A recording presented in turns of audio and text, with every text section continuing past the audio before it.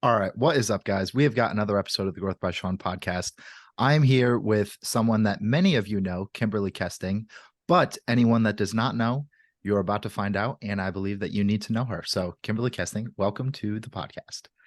I feel like that was an episode of Cribs, or like, what is that? True Life.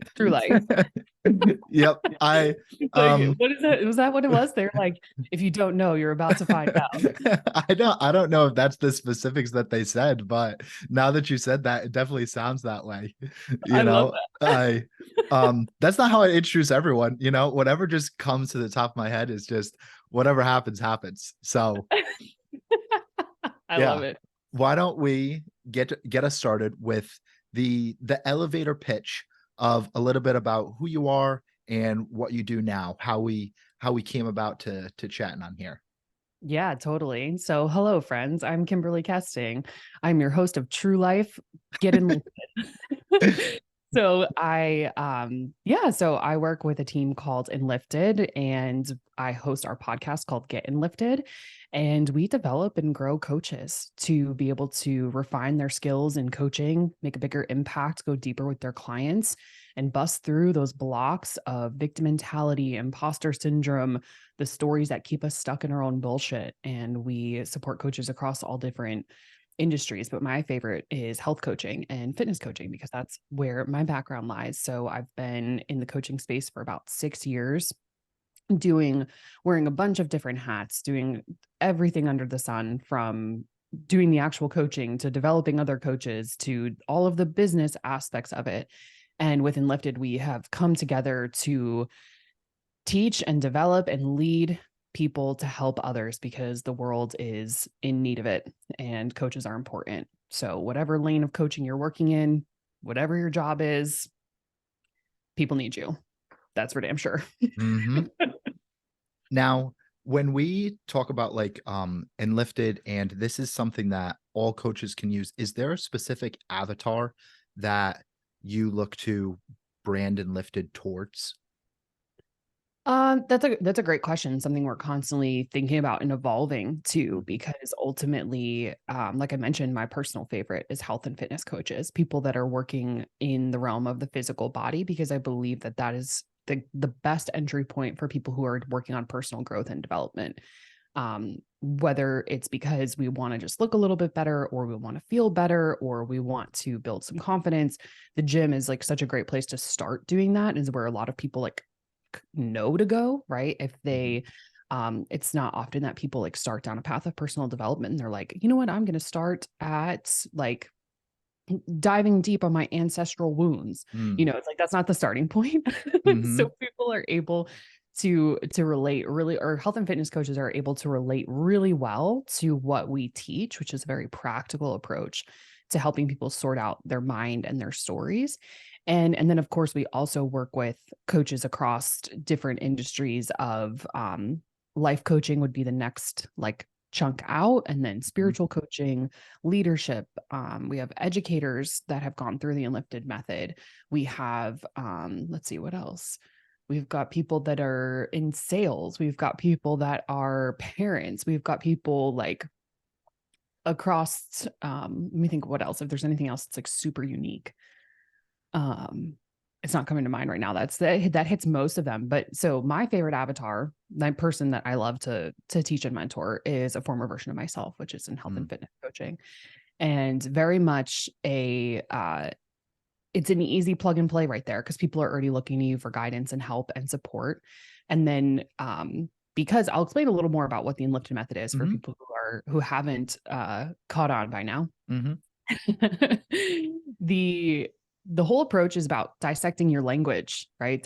Looking at your words, how that's creating a story in your mind, your mindset, the story you tell yourself about yourself, and then how that's impacting your day-to-day life, right? How that's formulating your reality, how that's shifting the outcomes around you. And so we talk a lot about a victim mentality, which is not necessarily on purpose. It's something that can happen based on just not having a conscious, focused attention on your words and how they impact you. And then also how we weren't taught to look at the way we speak or think or write in this way. So the plugin of the Enlifted method can work in any scenario. It can work in any, conversation with yourself. It can work with any conversation with a family member or a friend. It can work. You can apply it in your romantic relationships. You can apply it in your relationships at work. Like it's a tool that you can use in any time you're communicating with yourself or anyone else.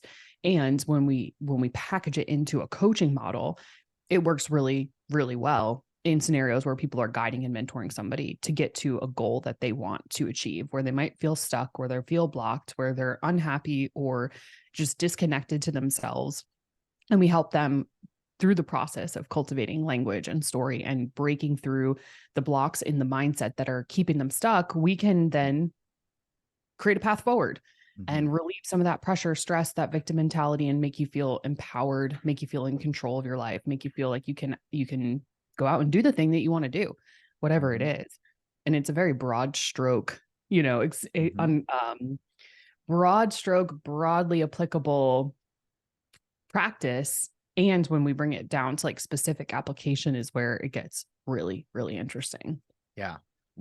Like this podcast has been able to have, I would say, about 10 to 12 Enlifted coaches on the podcast now. Oh, yeah. So it's really cool. And everyone creates how they utilize it in a different way. So it's always, I think it's really beneficial that people are going to be able to listen to this episode and zoom out from it a little bit. That way it's not necessarily just directly like towards one modality. So when you first found Enlifted, I'm going to piggyback two questions together.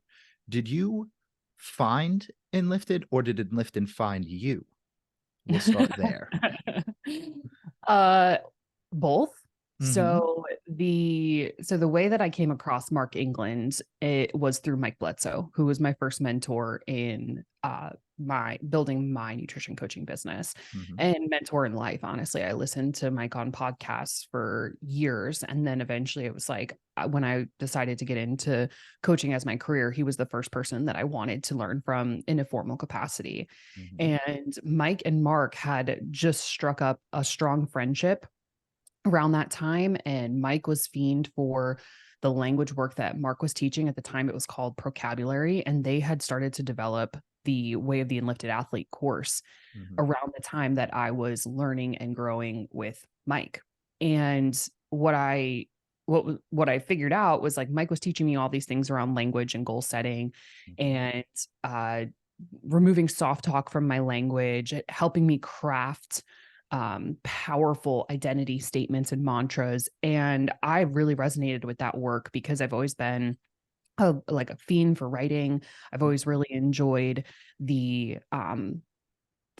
way to construct words to create the feeling and the imagery that I want. And that's something that I've enjoyed my entire life, like through school and college, like writing for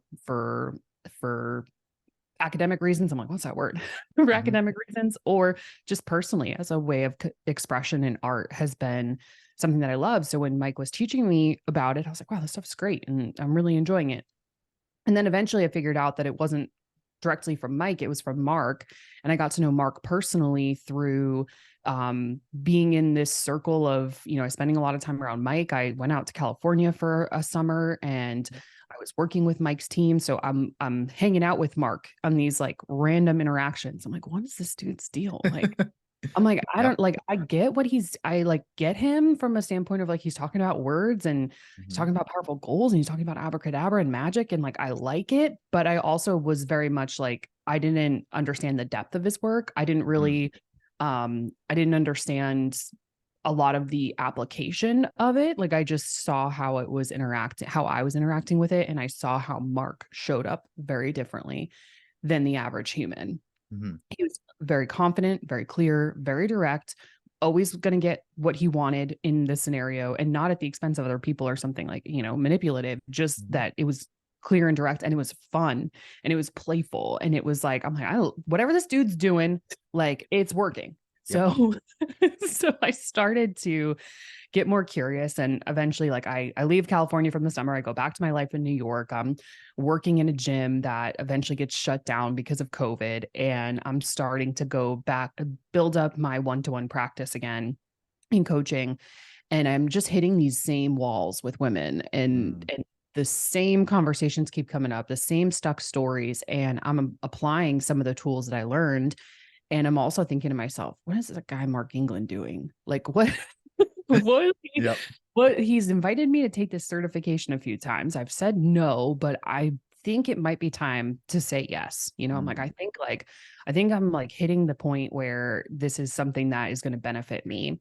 Now, professionally, what was happening was that I had more business than I had in a while, because it was COVID and people were, and this is like early 2020, right? So this is like, it is a shit show out there, and people are desperate for help and want help and needing support. And I had more business than I knew what to do with. But then at the same time, I was going through this like personal, just complete deconstruction of my whole ego in a relationship, plus like shifting my role professionally, just seeing I was living in New York City and I'm like, the world is crumbling around me. I'm like, I don't know what's going on anymore. Like I thought I had it figured out, and I don't really have it figured out. So I'm going to take this certification. I'm going to take them up on it this time, under the guise of like, oh, I'm going to help my clients more, right? This is going to help me like be able to work more with my clients. And then it really turned into, oh shit, like Kim, this was 100% for you. Yeah. Like you needed to get clear on your story. You needed to get clear and release some things that, that you've been hanging on to for too long. Mark blasted me in the first 5 minutes of my one-to-one coaching call with him. He blasts me. He pulls out 2 sentences from something that I wrote down, and he takes me down this process of the relationship that I was in was basically like, I had like mentally, like completely, like, I don't even know a word that's strong enough to say how fucked up I was over it. Yeah. So he pulls out this sentence, 2 sentences, and he's like, does options with me. He's like, I could end it for good, or we could still be friends, or whatever it was. I forget the exact sentences. And I literally had more clarity in that 5 minutes than I had ever had prior in my life. So I realized, I was like, oh shit, this is powerful. This has really opened up a whole new perspective for me. And I was, personal development junkie. I loved learning.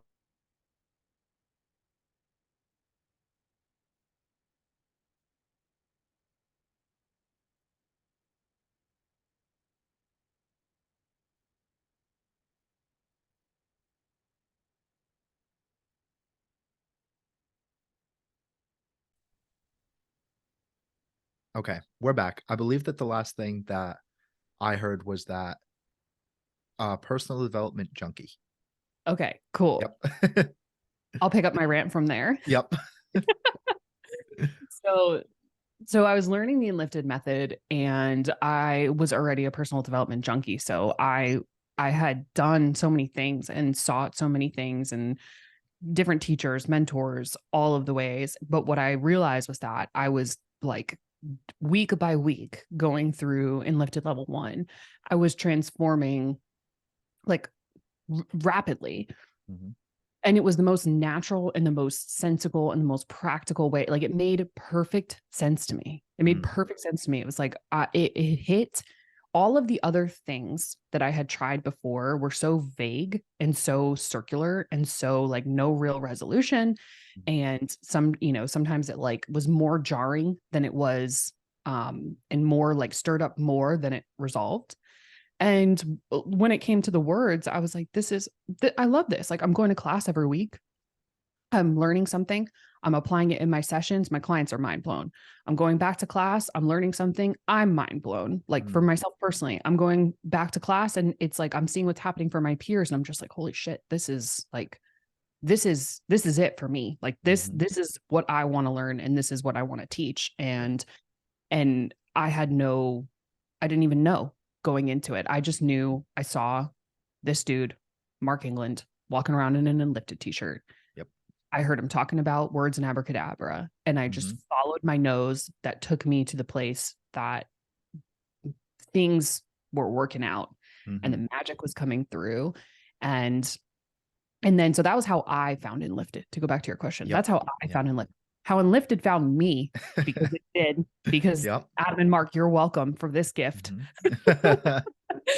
Mm-hmm. So how it found me was that after taking level 1 and level 2, just as I had no intention of working for them or with them. Like, that was not anywhere on my radar. Mm-hmm. I had built a lot of clarity and focus around what I was doing and goals that I had set for myself previously. And I felt empowered in it, and I felt confident, clear, and like had all the energy, momentum to go do the thing. Mm-hmm. So I was, and mind you, this is like a weird time in the world, because this is like the middle of 2020, Mm-hmm. late 2020 by the time I finished level 2. And Mark mentioned to me, just like off the cuff, randomly, I get a message from him that's like, "Hey, you do social media stuff, right?" And I'm like, "Yes." And he's like, "Talk to Adam, my business partner. We want to hire somebody." And when he messaged me that, like, and said that, my first answer was no. I was like, well, not no to them. I was like, no, I don't want to. I'm not like, how would I put it? I was like, I'll have a conversation with Adam to give some context and some advice about who to hire and what to do and strategy and stuff like that, because I love what these guys are doing and I want to support them. But I didn't think it was good. Like, it wasn't going to come from me. Like, I was like, cool, I can point you in the right direction, but like, I got goals, I got plans, I'm busy. And so the conversation that I had with Adam then turned into a pretty transformative moment in my book, because I realized I was talking with him, I was sharing, I was asking questions, I was hearing what they needed, I was hearing where they wanted to go, I was hearing where how the business was operating at that time, which was pretty like basic entry level. Like, it was Mark was doing the whole thing. And I had, by this point in time, like, developed so much knowledge around building online coaching businesses. And I developed a lot of skills around marketing and sales. I had really like built a lot of confidence in my ability to create a brand and to get people engaged and to have fun with it. And all of a sudden I realized, like, in this call with Adam, I was like, I have to do this. Like, I have to do this. I could see the whole path forward where I was like, I can help them build this. Yeah. And my intention was, I'm going to do this on the side. No one's even going to know I'm there. They're not going to sit. Kimberly's not going to be part of this. It's just that I'm going to do it as a contract work, and I'm going to keep doing all the stuff that I'm doing. And this is going to give me extra cash to be able to go and invest more into me. And that's not how it happened at all, because then slowly but surely, the deeper I dove, the more I connected with the students, the more that my talents were put to use, the more that I got to know Mark and Adam on a personal level. Like, it became very clear that the working relationship that we had was going to, I was on a roller coaster that there was no exit. Like, there was no way for me to get out. It was like, girl, you either sit here and you do this, and this is going to take you to all the places you want to go, or you get off and you wonder for the rest of your life, like, could this have been the thing that really was exactly the thing I was looking for? Because I already had that mapped out. I knew what the vision was for me. I knew what the vision was that I wanted to do. I knew where I wanted to go. I knew what I wanted to create. I never in a million years expected that it was going to come to me in the package of Mark England and Adam Chin. I thought it was going to come to me from something totally different. And so once I saw the possibility of, what my role could be, and then continuing to say yes and continuing to grow and develop myself, and the support that I had from them, and then the support that I had from our community, and then the opportunities that were coming my way, I was like, duh, yes, of course, 100% yes.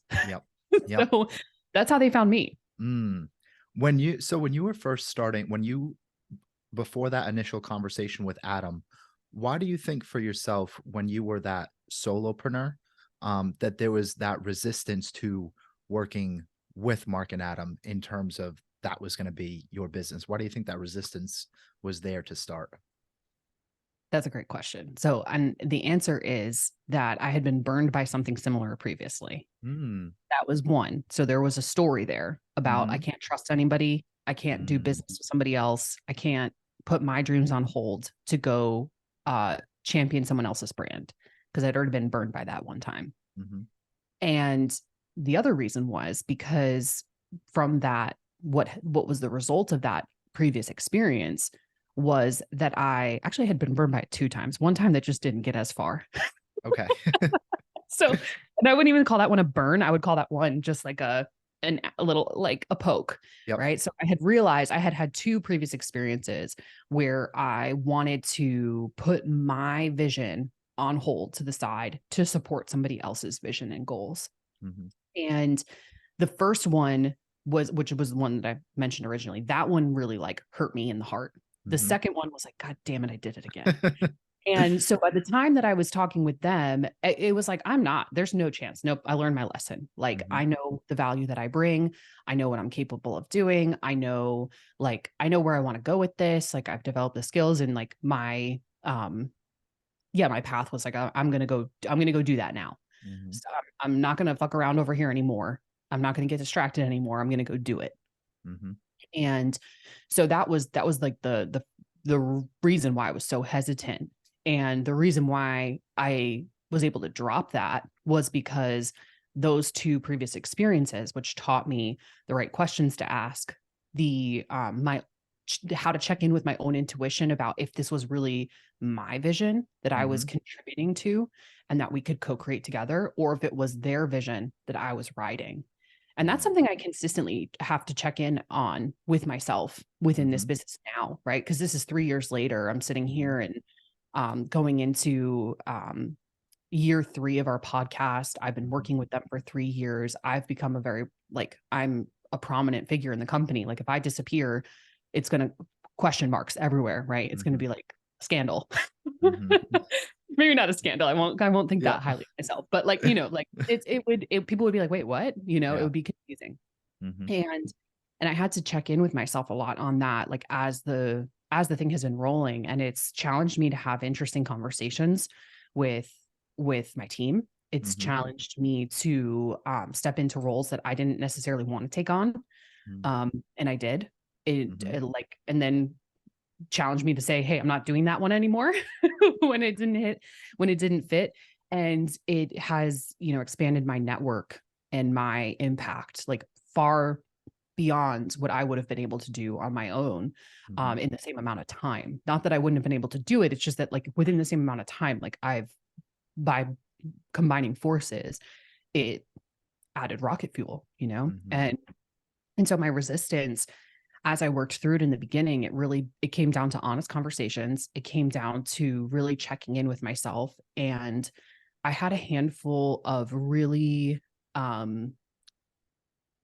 vivid, strong, powerful, intuitive hits that this is what I was going to do. And I saw the path forward. And what was funny was that I had that, these like downloads privately. And I didn't say anything to Adam or Mark about it. And I had this one very clear vision that I understood, and it literally, like, I heard it, I saw it, and I was like, okay, but that's weird. Cause like, I don't even know what this means. Like, I wasn't even working with them yet at the time. It was something that was so like interesting to me. I was like, huh, what was that? This is weird. Yeah. And then fast forward, like probably about a year later, I'd been working with the team for a couple months. And Adam tells me, he's like, I got to tell you something. And I'm like, what? And he's like, I got to tell you something. I'm like, okay, like, tell me, what do you mean? Just tell me. And he tells me, he describes a vision that he had of me within the company. And I look at him, and I bet the blood just drained out of my face, because I was like, I had that same vision a year ago. What are you talking about? So the woo, right? Like, the divine intervention, the divine guidance that was happening. I was like, okay, all right. And then a handful of things since then have happened, right? And there's a handful of synchronistic moments, things you can't plan, things that don't make sense. Like, that's where it's like the logical side of business and building partnerships and building a brand and making an impact. Like, there's that side. And then there's the side that is like, hold on, something is pulling these strings that is far greater than me. And who am I to stomp my feet and resist it? Because it's guiding me over here. And it's everything that I said I wanted. Yeah. So I can say yes and trust, even if it doesn't make 100% logical sense, or even if, there was an experience in the past that didn't work out. I'm not getting any of those signs here. In fact, I'm getting the exact opposite. So it's been one giant surrender experiment with a vision of my own that's guiding how I shape my role and how I shape my contribution. And so that's it. That's the all. Yeah, surrender is easily one of the best words that we have, because it's so, like, I'm sure that many people, especially that I've worked with and that I'm even just in relationships with, it's many of the women that feel that they have that burn from something in the past, and then they don't want it to repeat. And then once you learn to build that surrender and trust of what is supposed to happen, and as long as you just don't fuck it up, yeah. as long as you just continue on your path, and you're like, nah, so that it will allow it to happen. There's so many ways that I could go with this. One of the questions that first came to mind was, when I look at this and you have the surrender, the trust, the co-creation, that's your very feminine being, but at the same time, you have a strong masculine side in terms of work ethic and get shit done. How do those complement each other for yourself? And was there ever resistance to one playing a larger role than another?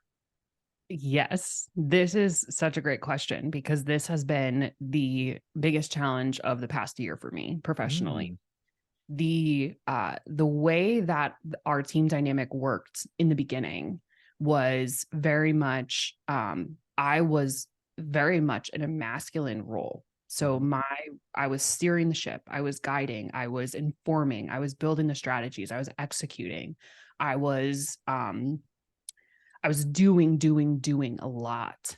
And that was, at that chapter of my life that I joined the team, that was the only thing I had ever understood, was that, like, to get things done, to make money, to be successful, you have to grind, you have to hustle. And I did a lot of that. And it worked. It worked, because between year 1 and year 2 of me joining the team, I think we had close to doubled our revenue. We had gotten really clear about a lot of things. We had built a lot, we had done a lot. And it was very evident to me that my role was critical in that success. And then in year 2, I was still doing a lot. And I was hitting my edges because I didn't know how to do anymore. Like, the business had outgrown my skill set or my knowledge. And so I knew I needed some help, and I knew I needed support. So we hired on a few different contractors, and we hired different people that were experts in different areas, some great investments, some that, like, really fell flat. And I realized that I was hitting this point where, like, I didn't want to be CEO. I didn't want to be the person holding the vision. I didn't want to be the one who felt like the pressure and the stress of running all of the marketing and sales. And Adam and Mark could feel that and see that, because they started to, without even having a conversation around it, started to say, hey, let's get more help for Kimberly. Let's figure out how we can support her more. Like, who can we bring on within the team? And then what ended up happening was that, slowly but surely, like, my responsibilities, it's not like they dwindled down to nothing, but compared to what I was doing, I was like, I'm not doing anything. What do you mean I'm not doing anything? I'm not in charge of anything anymore. Why am I even here? And that was what's happening for me personally. So I'm like, and they're just like, you're all good. You're doing what you're supposed to be doing. And I'm like, I can do more. I'm bored. Like, I need more. This concept of, like, producing and outputting and doing. And at the same time, again, it's kind of similar to how in this conversation where it started, in my personal life, I'm going through this massive, like, feminine surrender. I'm tapped more into my femininity than I had ever previously been in my life. I was surrounded by a lot of really powerful women. I was learning how to dig deeper into my emotions and my, like, the depths of the feminine that I had not ever allowed myself to go to before. I was prior to doing that work on myself, like, I was very, like, shut off emotionally, very hyper masculine in every area of my life. And then I was wondering why I'm in all these relationships with these overly feminine men. And I'm like, what the fuck's going on here? Like, you be a man? Right. And I'm Yep. realizing like, well, yeah, that's going to, if you want them to be a man, then Kimberly, you have to act like a woman. Mm. So I'm unraveling that aspect in my personal life and realizing that, you know, that I was finding more ease and flow and pleasure when I could embody my feminine characteristics. But then I was in conflict in that in business because I didn't know how to do that in business. I was like, if I stop doing, we're going to stop making money and then I'm going to be homeless. And so, and that's obviously that's not entirely true. So Yep. I started seeking out mentors and guides that were more feminine oriented in how they ran business. And I also like had this like, you know, like duh moment plop into my head one day where I'm like, I'm working with at the time 3 men. So I was like, I'm working with 3 men. Why am I trying to out masculine them? What the hell? Yeah. No, that is a hard no. Like no. Yep. Yep. So when I had the realization, it was like a crude way of saying it, but it's like it's funny. I was like, I'm in a dick swinging contest and I don't have a dick to swing. So why am I trying? Like Yep. surrender, let them lead, let them do, let them guide and trust them fully, because the thing is I do trust them. I trust them, you know, beyond what I can explain.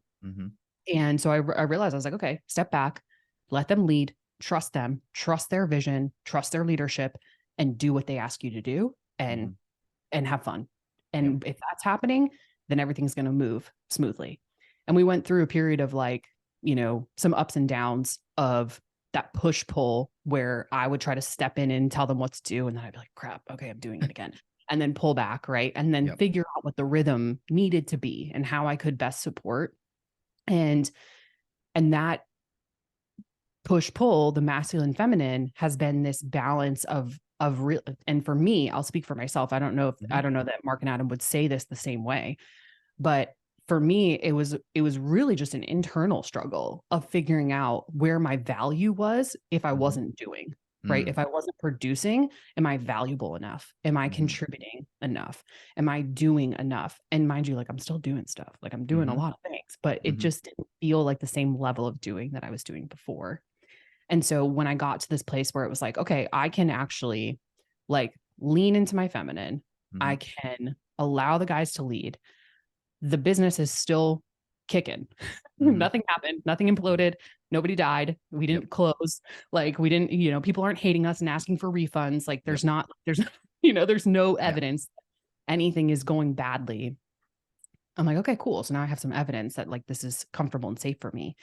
And then through a handful of other conversations, through a handful of other different people that we brought in to support and different roles that we contracted in or out, or however that looked, like it has slowly and surely like created that equilibrium and that balance where I realized, yeah, a lot of what the reason that I'm as valuable as I am to them is because I am a woman. And so I have to act and behave like a woman and do the feminine things while still holding my masculine structure and boundaries within myself, because it's not about women behaving like women and men behaving like men. It's about men and women unifying the masculine and feminine within themselves and then being able to meet each other in that unification of being balanced, all of us being balanced, but then knowing where the dynamic can push and pull and where like I can allow me to feel better and more in my flow by allowing Mark to lead, you know, like I'm not going to like, this is like a silly example, right? But like when Mark and I travel together, I'm not like, hey, Mark, let me drive the truck. Like, no, like, I don't care. I'm not going to I'm like, you drive the truck, dude. I don't want to drive the truck. I'm just going to sit here, passenger princess, and like do my makeup. And I'll, you know, when we get there, it'll be great. But it's the same thing in the meetings, right? I'm not like, hey, let me drive the truck when I don't know how to drive the truck. Right. So it's this experience of moving through those two things and learning and developing. And as we all grow personally, bringing that personal growth into the business, grow together professionally. And then where there's friction, or if it's like any relationship, if there's a fight, speak your mind, come in, you know, like object, like there's no, like, we don't have to carry resentment or anger or frustration into that either. So it's learning how to dance between that masculine, feminine. And it has been a massive learning for me this year. Like the biggest challenge of this year for me has been how can I, even like, it was funny. I was like thinking to myself, laughing to myself the other day of a meeting that we had, that I could see how much growth I had because old me would have come into that meeting with an agenda 20 miles long and been like, we're going to do this, this, this, and this, and you guys need to do that. And this is going to happen. And I literally came in and I was like, hey, Yep. what are we doing today? Right. And I had an agenda. I still had an agenda, Shawn. I knew the things that I wanted to achieve in that meeting, but I let them come up organically and I got my way on every single one. Yep. Yep. It's really interesting how that all works. When you come across someone that's, let's say that someone listening to this is a woman that may have had that same struggle where you were in that super masculine state and they're in that do mode right now, what question are you asking them to help them get through that? Ooh. Do you want to feel better, girl? You want to enjoy more? You want to enjoy your life more? Would you like access to more pleasure? Yeah, it's, so I work with women on this exact thing. And usually, the symptoms show up as I am burnt out. I'm overwhelmed. I don't feel happy. I'm stuck. I want, I want more from the men around me, or I want, I just want to feel more feminine, right? Or I want to feel more relaxed, because they're not going to say feminine. I want to feel more relaxed. I want to feel more supported. I want to feel taken care of, like these types of things. And usually the response, it's the stress response of thinking you have to do it all yourself, or the stress response from not being able to trust men because of past experiences and traumas, and or never having a safe masculine energy around you, and like being able to trust and surrender into that. There's a lot to unravel in it. And primarily where I like to start is purely your relationship with yourself. Your relationship with your own feminine body, because, many women are disconnected from their menstrual cycles. They don't even know that that's a thing that's happening. Like they know, but they don't really pay attention to it. They don't know that that's their superpower. Women are disconnected from their intuition. They don't know how to check in and hear their own voice and know the power that lies within themselves about how to hear and receive the messages, right? About what you really desire, what you really want. And then ultimately we're seeking pleasure through these avenues of, like, if it comes to, like, if you're really in that hyper masculine, like you're seeking your pleasure and validation through ways that are not actually going to ever give you that. Like working harder in the gym is probably not going to lead to the type of pleasure you're seeking, right? It's maybe a little bit, but like, it's not going to like the depth and the juiciness of what you have access to is not going to come from there. And I'm not even talking about like sexual pleasure. I'm just talking about like just feeling embodied in every day and feeling good. And a lot of the work to unwind that over masculine story is like helping them relax into their body and to physically feel more comfortable, more safe in their own body, which starts with your relationship with it, not other people's relationship with it. And when women have the ability, and I believe like women specifically like need to do this in groups. We need to have other women show us and lead us, because we are communal beings. We are supportive. Like men are more solitary. They want to do things on their own and they're more internal. Women need community. Women need circles of other women to lead and guide and teach and show it's safe to drop and surrender into the feminine. So that has been a huge, huge, huge thing for me personally. It started with women's retreats and women's circles and things. And and I was so uncomfortable in them in the beginning. I was like, this sucks. I don't want to do this. Like, you guys are also soft and emotional. Like, what the hell? Can we can we get it together here for a minute? Like, and stop crying? Like, like I was very resistant to it. And then eventually I got more of a full picture. I understood how rigid and tense my body felt when people were having emotions or they felt embodied. And I saw that feminine power coming through. And then I also realized, like, where am I getting triggered? I'm looking at women that I'm looking at and thinking to myself, like, wow, I could never like move like her or dress like her or receive attention like her. And then I'm like, what? Well, why not? What about that doesn't feel safe to me? Or what about that feels wrong or inappropriate to me? And is it, just checking and balancing the beliefs and stories about what it is to be a woman, right? And not to like make this overly political, but like that conversation, like what is a woman, is something that I can't even believe we're discussing in society right now. Yeah. And at the same time, I can believe that we're Mhm. discussing it because we are. Mhm. And so I had to answer that question for myself because I Mhm. didn't like the answers I was seeing out in the world. I was like, this is the most ridiculous thing I've ever seen in my life. So then I just flipped it and I took like radical ownership of what is it for me to be a woman and how do I Mhm. want to express my femininity and how do I want to anchor into that power that I have. And a lot of it came down to like realizing that it was, and also through my relationships with men, having work, like, professionally working with men on my team and then seeing and meeting a lot of the men through the Enlifted community have been the best teachers to me because these guys are doing the work on themselves and they're showing up with a pure heart and they're embodying the masculine power, right? They're Mhm. like, I'm rooted and anchoring into being a better man. And that has been, oh my God, like invaluable to me as a woman to be able to be surrounded by that masculine energy in a way that is so um safe and nourishing to me Mhm. and allows me to surrender and step back because without that, right, like this is a compliment. If I didn't have the men modeling to me what it is to be a strong, safe protector, masculine, right, I Mhm. could not surrender into my feminine. My body wouldn't feel safe, my nervous system Yep. wouldn't feel safe, I wouldn't be able to go there.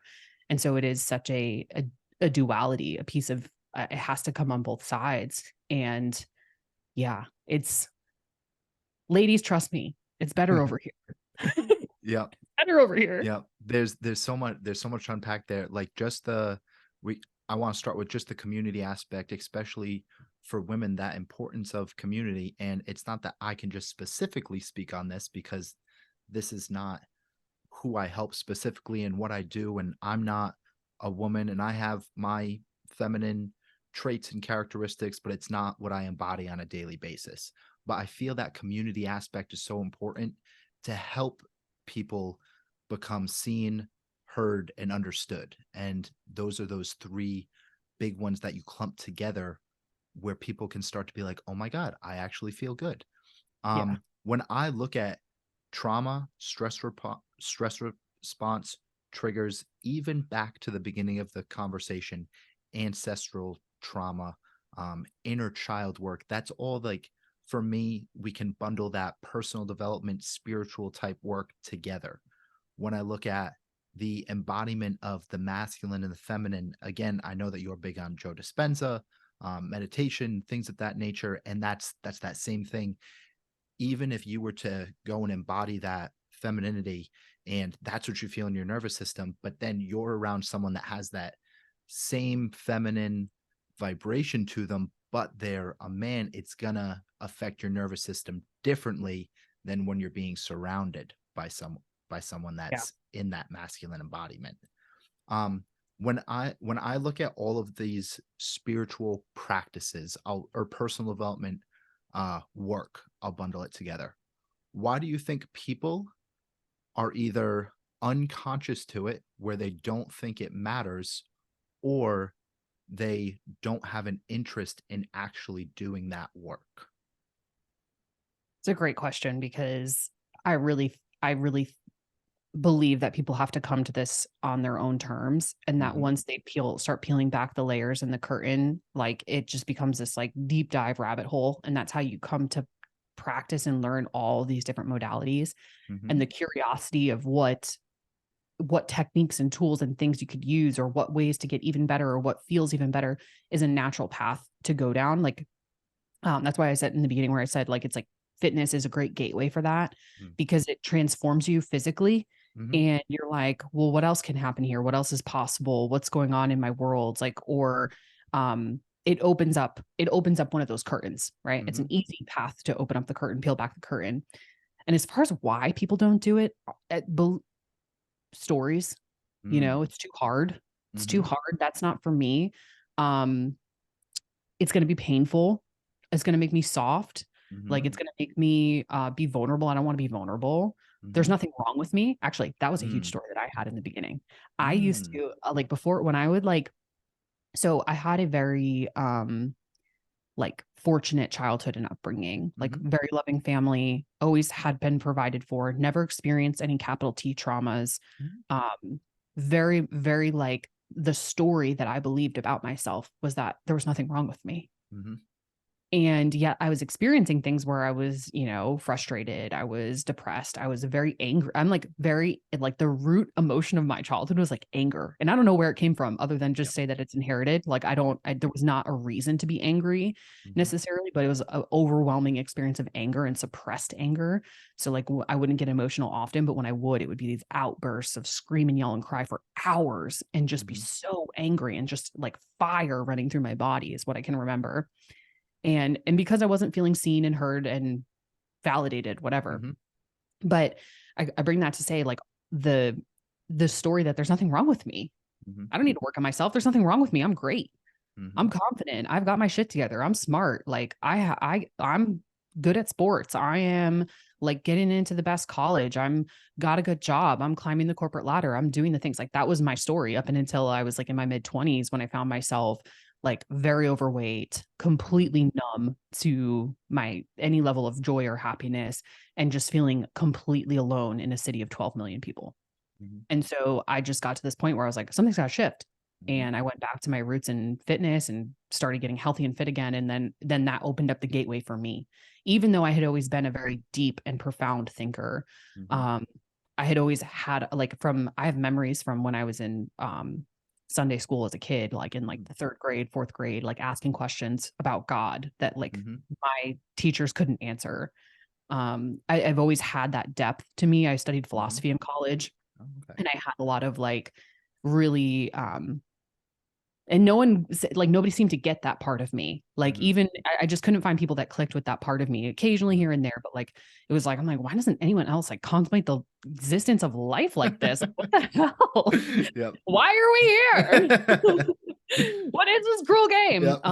So I started doing a lot of that work before I even like would have considered it work. But ultimately, like I know the things that prevented me from it, which was the stories of it's going to be too hard. That's not safe. These people are crazy. That's really kooky. Why would you ever do that? That's, like those people they're a cult. Whatever, whatever the societal stories are and resistance from within my family. When I first started going to therapy, my dad was besides himself. He like just was, I can't believe my daughter's in therapy. That's crazy. Why would she need to go to therapy? We didn't do anything wrong, like stuff like that. So it's these societal stories, which I do believe are dramatically shifting as of recent years, that people are far more open to doing the work. They feel the necessity of it. There's big cries for help, right? Because the symptoms are so strong of not doing it. The pain is so deep from not doing it that we're pushed in the direction of asking the questions and seeking the help and the guidance. It is more socially acceptable, right? Like I would say that sometimes it's beyond socially acceptable. It's a badge of honor to be in that deep victim mentality, or to wear the badge of like, I'm anxious, I'm depressed, I have ADHD, I am like wearing a label of a diagnosis, like as if that is a defining characteristic about yourself, or that's like something to be proud of, I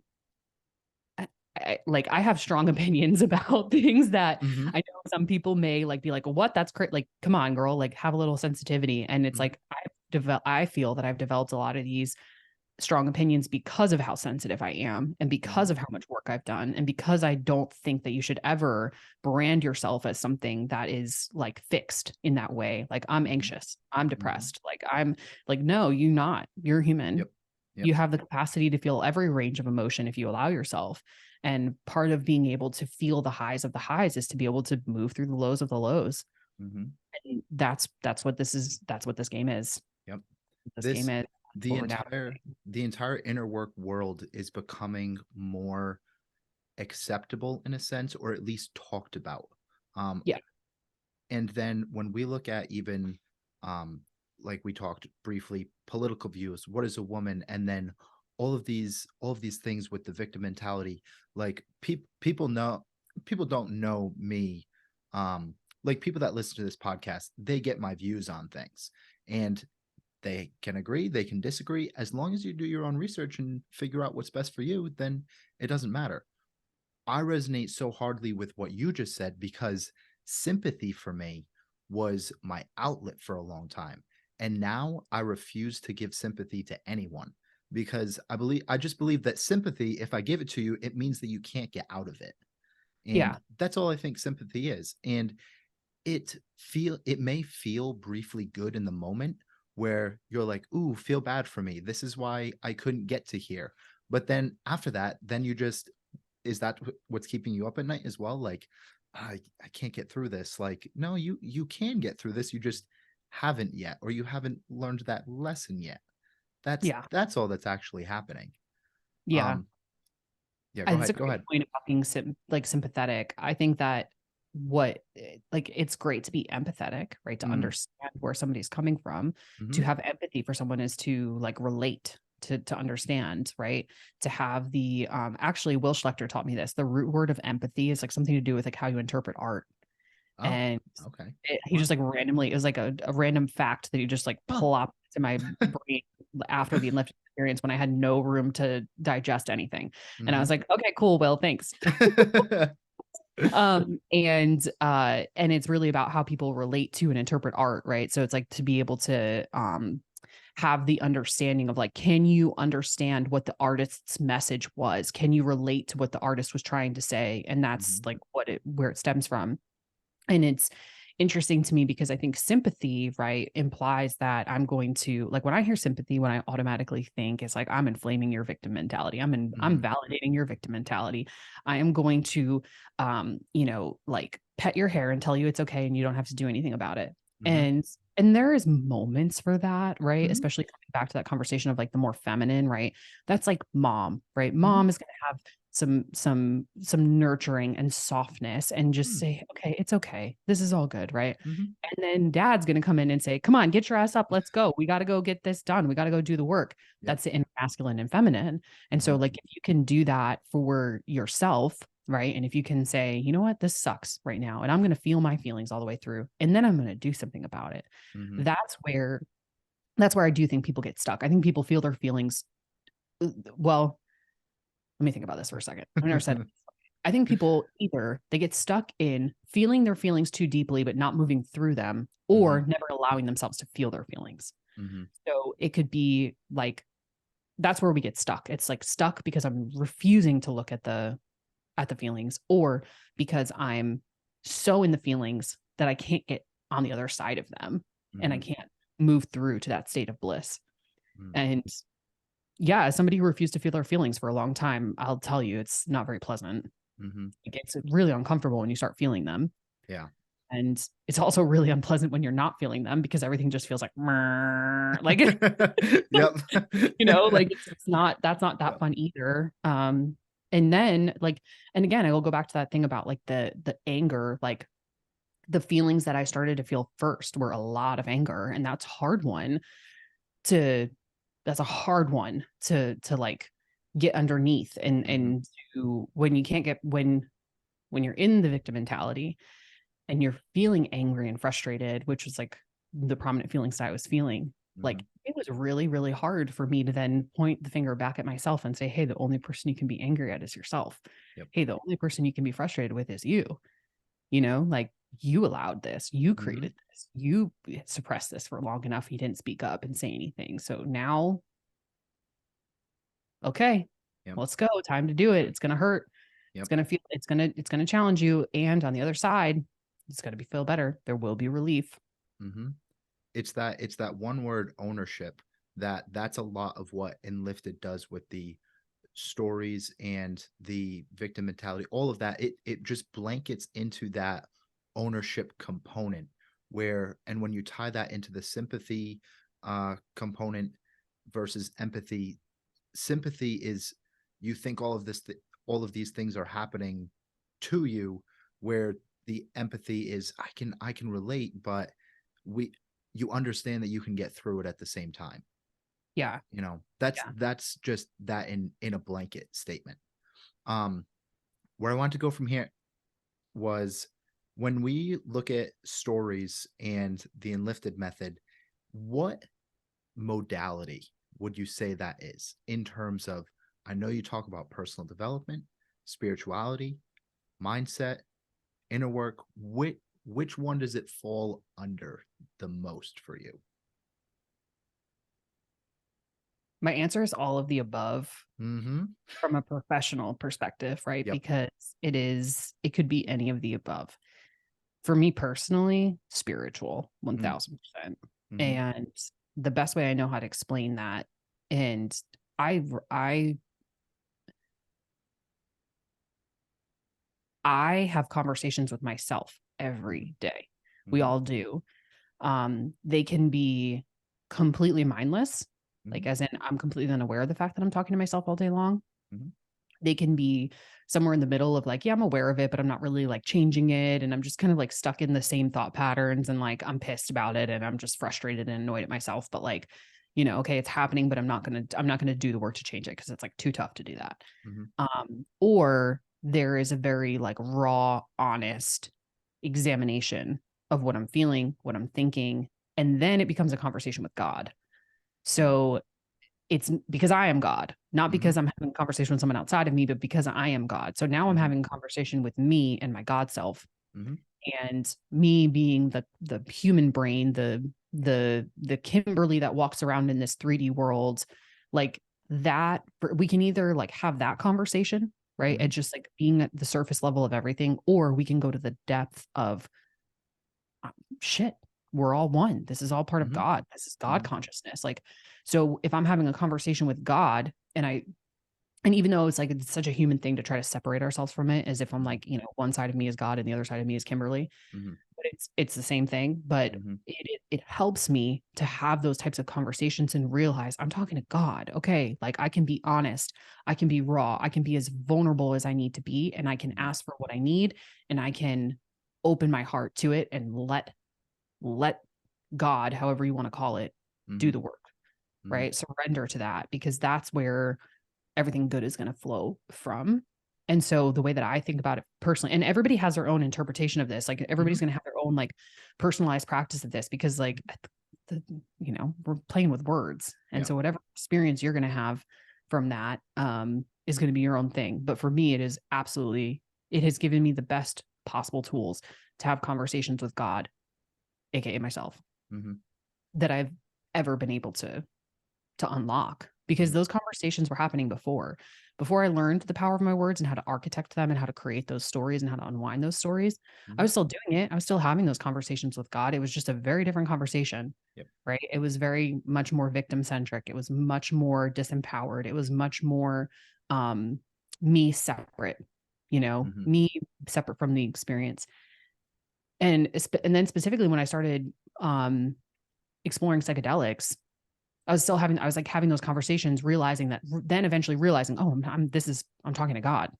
Like, wow, I just had this profound experiences that made me realize that everything is one, and that I am part of it, and I am God and all that. But now I'm having these conversations with God, and now I feel weird talking to God like this, because is this really how it like, you know, it's like shit, but I don't know how to do it any better or different. And I'm trying to learn, but everything feels so intangible, or it feels so like out there. I can't relate. I can't anchor it in and make it practical. And then I started learning language, and it was like, oh, there we go. Conscious language is so different than unconscious language. And I will let people take away from this conversation what they will with that, and also do their own research with that, because you're able to get there, but you must explore it yourself.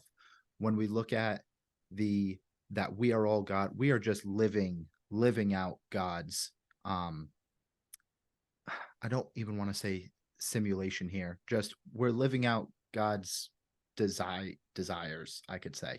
I just don't have a better word for it right now, like way to interpret it right now, because there's so many things that are racing through my head. But Just that entire thing, that law of one is exactly like, that is the main law of the universe, is that we have the law of one and we are all one. And I think that people get so disconnected from that.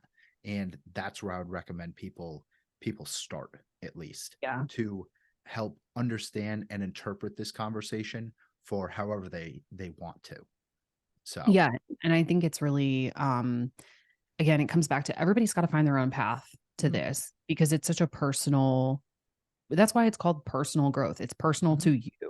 Yep. It's very personal. All these practices are personal. And one of the things that I, maybe I could speak on this even more and teach even more, like in my, like the podcasts that I do and the clients that I work with, is like, make this your own, like make this yours, make this the thing that you have to develop your practice with it. Because what works for me, there's no cookie cutter out of the box prescription of what works. Like, okay, great example. I have this, I've been like thinking about this every day, because I got this new journal that's like a guided journal. And it was gifted to me. And I started using it, and I really love the concepts in it. And I really like how she laid it out, and like the woman who created it. And I think there's a lot of value in it. And there's like this daily habit tracker and, like prescript, like prompts about what you're going to do and all this. And every day I've sat down to do it, I've been like, I hate this. I'm like, I like the idea of this. Like, I really like the consistency that it's like, helping me do. I like that it's got like the same prompts over and over again, but it doesn't feel like me. This doesn't feel like me. Like, this isn't how I would do this.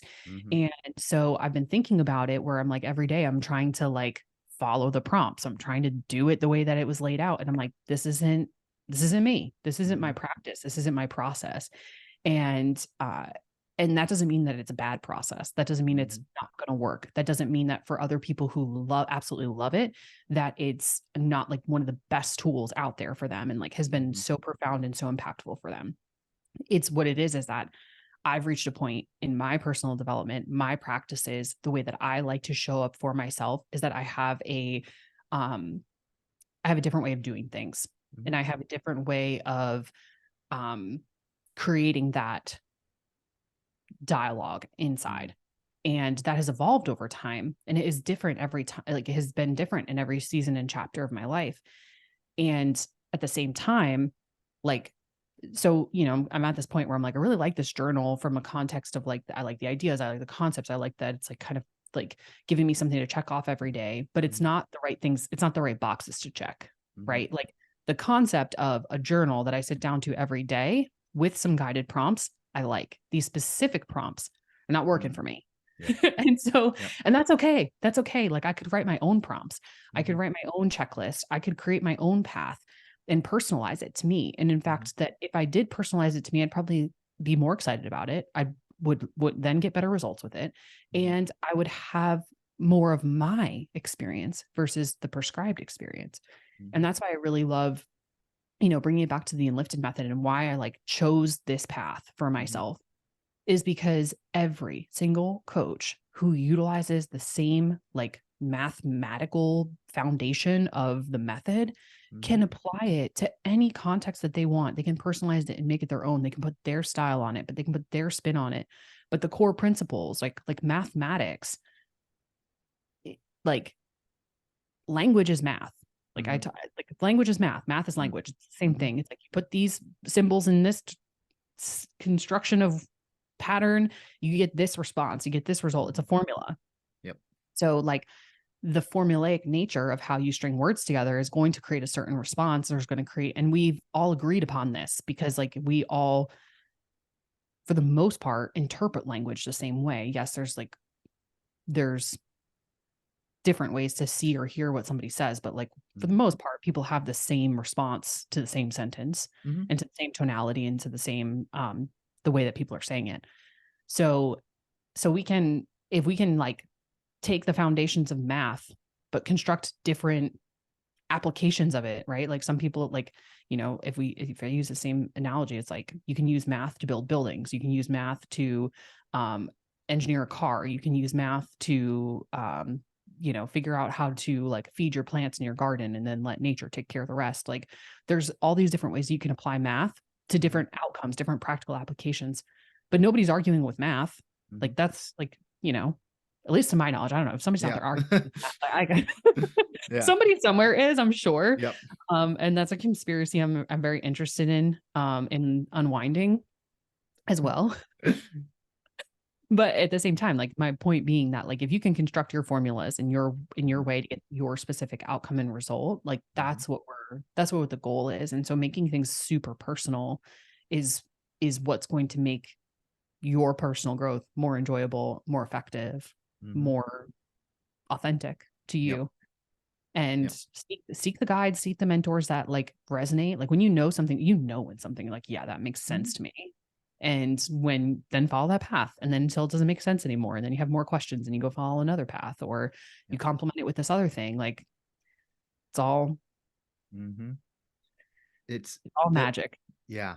Even just the journal example itself, it's that not that you're looking for something external, but the questions that you're able to ask yourself versus someone else asking you are always going to, not necessarily one is better than the other. I do think that internal questions are better, but that's just a personal thought and belief. But the questions you ask me could then spark the internal questions that I'm looking for. And just like with the journaling, the questions that you're going to ask yourself and the difficult questions that you're going to ask yourself are going to be much more impactful than the journal that you bought at Target or whatever, you know? So, and yeah, with the language and the math, it's all like, I know what you're saying. And with that, like the sentence that works for you is not going to be the sentence that works for me. And just like with like Mark's one-on-one calls and, you know, how we're taught the method, which do you prefer, is you being able to construct your own mantra in a sense, or your new belief, your new meaning behind something. And when you create that for yourself versus if you just came on here and I could tell you all of the issues that I'm having, okay, and if you just gave me all the answers, there's always going to be that subconscious belief that, oh, well, you know, that's just Kimberly's path. That's not my path, you know? Yeah, and that's, I think, the most difficult thing for people to realize is when I tell them that all of the answers are inside of them and they don't want to believe me. But if that's not like, just don't hire me if that's the case. And that's okay. You know, that's all good. Yeah. You know, because I'm not giving you all the answers. I'm just guiding you to the answers. And you know, I think so many of us have the proof of why that works, and you find the person that resonates with them. Let's Kimberly, I want to get where we can find you, okay? And a little bit about what you're doing now. I don't know if people can work with you in a one-on-one group, things of that nature. Just drop us a little bit there, and then I'll give you the last question. Yeah, absolutely. So you can find me on Instagram, Kimberly.Kesting. I'm very active on there. I'm borderline addicted. I'm like thinking about pulling a Dave Robinson and just getting a light phone or something, because it's like I love Instagram so much. Not really. I'm not actually ever going to do that. I'm going to go upgrade my iPhone this week. Words are spells. Be careful, people. Yep. So you can reach out to me there personally. I'm very interactive and would love to connect with you and chat in any way. And you can also find me on the Get Enlifted Podcast, Enlifted, Enlifted. Rolling out a brand new season coming in 2024. I'm really excited about it. And we've got, I've got some fun plans up my sleeve with that. So stay tuned, make sure you're following along. And if you already are listening to that, thank you. I appreciate it a lot. It's been like the greatest joy for me. And then I am not currently taking on one-to-one clients, but in 2024, likely around the like early spring time, I'll open up 2 spots for women who want to work with me one-to-one. And I'm finishing up with some clients now that like will then clear up my calendar. I'm going to take the holidays off. And then I always like to work with women doing the Enlifted method work, doing the story work, getting into a lot of what we already talked about today on the show, because that's what fuels me. That always fuels me. And it's something that like, it keeps my skills sharp as I'm leading and teaching other coaches. And it also just like fills my personal gas tank so much. I get a lot of value from it, as do they. And what was the other thing? I'll tell you guys a little bit about the Enlifted certifications as well, if that's something that you're interested in. If this is a type of coaching methodology you want to work to learn, you can find all the details about that at enlifted.me. And you can also hear us talk about it on the Get Enlifted podcast. But there's a lot of ways to learn and dip your toe into the language waters. And if you want to work with an Enlifted coach, if there's somebody that like you're like wanting to get connected with, like I know them all. Not to brag. I know them all. But we build strong relationships with all of our students. And so like we like to support each other by making any sort of connections or referrals that we can. Whether you want to work with them or you want to talk to them or whatever, the option's always open. So reach out and chat with us. And then at Enlifted Coaches on Instagram is where you can find all of that stuff professionally. But if you message us there, you're going to talk to Mark England, and be careful what you wish for. Yeah, yep. There's every which way that you are on the internet, there's a way to find them. So yes, that works. So for our last question, we have a question from the last guest.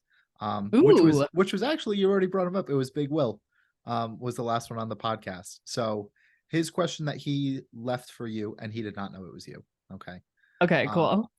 If you could go to the first year of your career, what would you tell them? Well, my brain just screamed, "You're doing it, girl. Keep going." And I did tell myself that all the time, honestly. Like I already did it. Like, I mean, first of all, Chase Tolson, time's not real. Everything's happening at once. And yeah, that's exactly what I would tell her. And that's what I did tell her. And that's why I'm here. That's easy enough. All right, guys, we're logging off. This was wonderful. Kimberly, thank you very much. Bye.